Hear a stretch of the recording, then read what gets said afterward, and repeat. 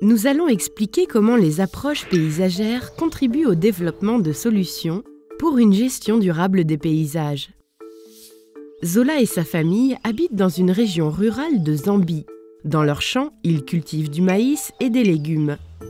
Un paysage sain est essentiel pour mener une existence digne et avoir assez de nourriture. Il assure des services écosystémiques importants qui forment la base de tous les types de vie. Les paysages sont des systèmes socio-écologiques complexes, influencés par différents facteurs.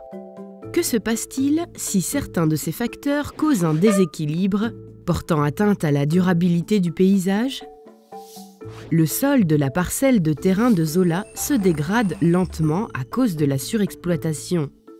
Par conséquent, elle étend ses champs sur la brousse et la zone forestière adjacente afin d'éviter une pénurie alimentaire. Et un nombre croissant des habitants de cette zone font de même.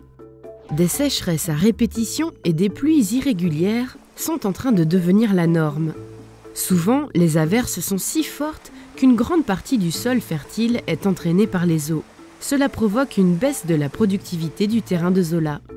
La diminution des rendements signifie que Zola ne peut plus vendre ses produits agricoles sur le marché de la ville voisine. Par conséquent, elle gagne désormais moins d'argent et ne peut pas nourrir sa famille. Tous les facteurs s'influencent mutuellement et cela mène à un cercle vicieux. Ce scénario est une réalité dans de nombreuses situations locales. En ce moment même, des écosystèmes sont détruits et bientôt, leur capacité autorégénératrice disparaîtra.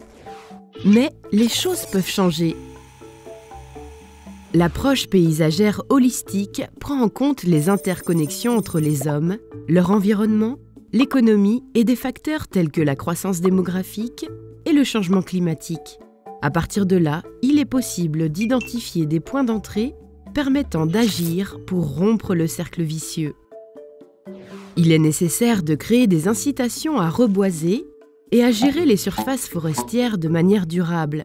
Cela peut se faire en désignant des zones protégées où Zola pourra continuer à utiliser les produits forestiers non ligneux en respectant certaines conditions. En améliorant la qualité du sol et en promouvant des semences de meilleure qualité, les récoltes de Zola augmentent. Différentes formes de culture, telles que la culture en courbe de niveau et l'agroforesterie, préviennent l'érosion du sol, tandis que la culture en terrasse, sur des versants escarpés, permet de créer de nouvelles zones cultivables. Des plans d'action locaux favorisent la gestion des ressources naturelles en coopération avec Zola et sa communauté. Par exemple, la clôture de certaines zones permet d'éviter que les animaux ne broutent sur ces zones fragiles et empêche la dégradation causée par le surpâturage. Ces plans sont en accord avec les directives régionales, telles que les stratégies de gestion durable des terres et des eaux.